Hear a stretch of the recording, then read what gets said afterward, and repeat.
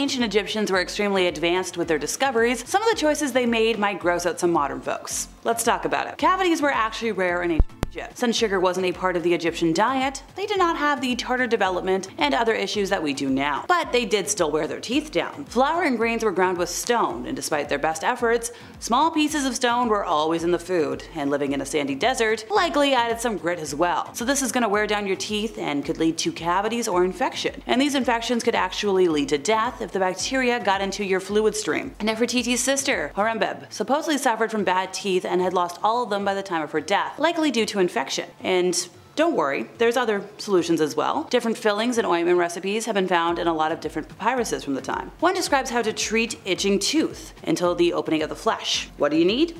Cumin, 1 part of incense. You're going to need some dart fruit, and then you crush and apply that to the tooth. What'll it do? Well, it's going to drain some infection. Other filling recipes included honey, which has a lot of antibacterial properties. You're going to need a paint pigment heavy in iron, and ground wheat. Other times you just use cloth. In 2012, a mummy was CT scanned and it uncovered a cavity that had been filled with linen. The man was still suffering from the infection at the time of his death, but they tried. Ancient Egyptian doctors did their best to treat cavities and to stop them from getting infected, but life is still life. Throughout history, garlic has been celebrated not only for its culinary uses, but also for its perceived protective qualities. From ancient Egyptian magical rituals to modern day sustainable pesticide solutions, the multifaceted benefits of garlic have captivated the imagination of people across cultures and generations. Ancient civilizations revered garlic for its protective properties. Specifically, in ancient Egypt, garlic was thought to bestow strength. It was used in a lot of ceremonial rituals as it was believed to offer protection against evil spirits and promote overall well-being. The ancient Egyptians thought garlic and onions aided endurance, and therefore consumed large quantities of them. Raw garlic was given to asthmatics and to folks suffering with bronchial pulmonary complaints. During the building of the pyramids, workers were given garlic daily to give them the vitality and strength to carry on and perform well. Cloves of garlic have been found in Egyptian burial sites, including the tomb of one such King Tut, and in the sacred underground temple of the Apis-bos at Saqqara. For a very long time, the protective qualities associated with garlic were embraced across various cultures, and still are to this day. One of the recently translated medical texts outlined a pregnancy test. Yep, a pregnancy test from ancient Egypt that directed a woman to urinate into 2 bags, one holding wheat, one holding barley. This is according to Science Nordic. According to the papyrus, your gender of your child would be determined by which grain sprouted first,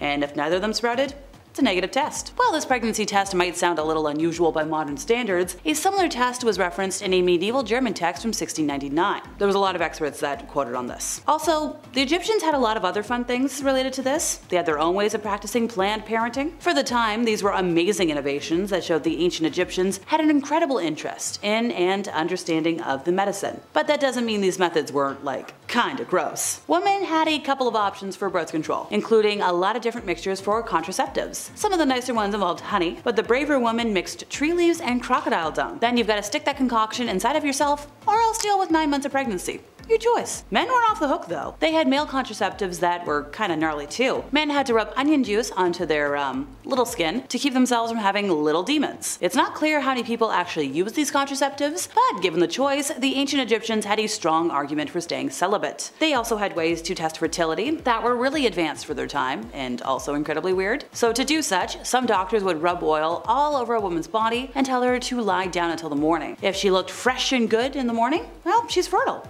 If not, game over for you, honey. But that's not the weirdest thing. Remember that garlic? Well, so a doctor's gonna put that up your hoo-ha. In the morning, he's gonna smell your breath, because ancient Egyptians believed that every orifice, and particularly a woman's body, was linked, and that their mouths had tubes that went all the way down. So by that logic, if the doctor could smell the garlic, then tubes are clear and you're fertile. But if he can't smell the garlic, well, your tubes are blocked, and no giving birth for you. The practice of removing a male's little skin has come in and out of vogue over the centuries, sometimes viewed as a religious practice and other times as medical. For centuries, a lot of cultures were identified with this practice because, well, this has been used throughout many different cultures throughout history, and today is widely practiced by doctors in most Western countries regardless of your religion. The ancient Egyptians seem to have practiced this kind of wildly. There's been a lot of imagery over time that has shown doctors performing the procedure on patients. Egyptians were very interested in personal hygiene, and they often shaved a lot of their body hair off as well, which I'll get to more in in a minute, and that might have been what led them to start practicing getting rid of little skin throughout the culture. This was so common that having that little bit of skin was actually a novelty. Writings describe soldiers' fascination with the folks who kept it, and they often collected them from folks that had died and brought them home to show off, being like, look what I found! Isn't this weird? Thankfully, I think that practice has been lost to time. Mummies in Egypt have been found with the world's oldest known prosthetic limbs, toes, fingers, and so forth and so on. Using these to replace missing parts was essential to Egyptians for a number of reasons. One was the Egyptian belief that after death, the body needs to be whole and preserved for folks to be able to return to it in the afterlife. This is why mummification, which we'll get more to later, was so important and likely why prosthetics existed. By replacing the lost limb, the body would be made whole again. Of course, having a prosthetic would help somebody maintain some functionality in life, and there is evidence that prosthetics were also made for living patients. This shows how Egyptians used amputation to treat infections and injuries, and it appears that somebody actually survived the injuries. Well, more than one somebody, I guess. The most famous of these patients was a lady found with a wooden big toe. The area under the prosthesis had healed, showing that she had actually used the prosthetic toe in life. It likely helped her walk and balance once the old toe was lost. It is considered the oldest known prosthetic ever discovered. The ancient Egyptians gained a wealth of knowledge of human anatomy and the workings of the body through those mummification practices. Don't worry, we'll get to it a bit more later. By operating on the dead, they were able to see issues in bodies and make associations with illnesses in life, and those skills allowed them to practice surgery. Later cultures would lose this knowledge completely, as autopsies became illegal for religious reasons. Their willingness to slice into a body put the Egyptians centuries ahead medically. Many mummies show surgeries that actually healed, from trepanation to the removal of tumors. You've got a lot of scalpels. If you're using them for surgery, they were either made of copper, ivory, or obsidian. Now, obsidian was particularly special because it's a volcanic glass that keeps an edge better than most modern metal and is still used today. Patients were given booze and sedatives before a procedure,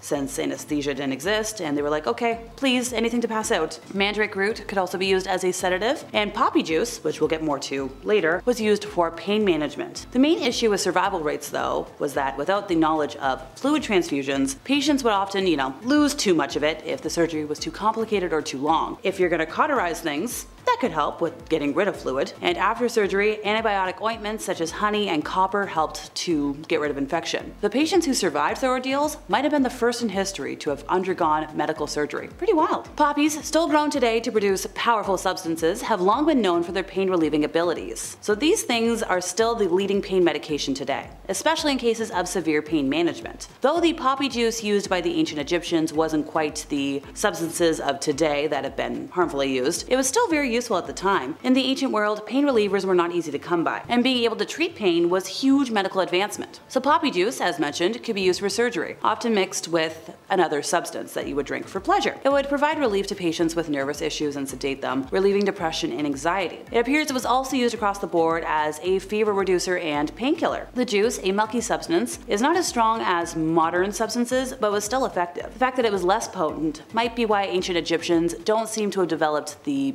problems we have today. Poppy juice was rarely used outside of medicine, but it was effective and very useful. A lot of folks shaved their heads in ancient Egypt. Now we know this from pictures and from records written by people in other countries who looked at their fashion choices and were like, why do you think that's a great fashion choice? Well, it wasn't a fashion choice. It was because lice was everywhere in ancient Egypt. The tombs of Egyptian rulers are infested. This stuff like floods out from the remains of bodies. The ancient Egyptians did have lice remedies, but they either didn't work or they weren't worth the hassle. Most people got so fed up with the nationwide infestation that they shaved every hair clean off their bodies. Women usually wore wigs, stuff that could be discarded when it got infested, while some other folks just went around completely shaved. In today's day and age, people wear wigs for a whole number of reasons. The Egyptians didn't use deodorant as we do now. Their methods were a little convenient, and some were even downright weird. They would take a scented bath, followed by the application to the underarms of scented oils to cover up bad smells. It was discovered that the removal of underarm hair lessened the body odor, and when combined with frequent washing and application of heavy scents, they had a good idea. Scientists recognized much later that shaving worked because, well, it limited the growth of bacteria in the armpit area, and that would cause stinky smells. Egyptians also put perfumed fat on their heads, so as it melted,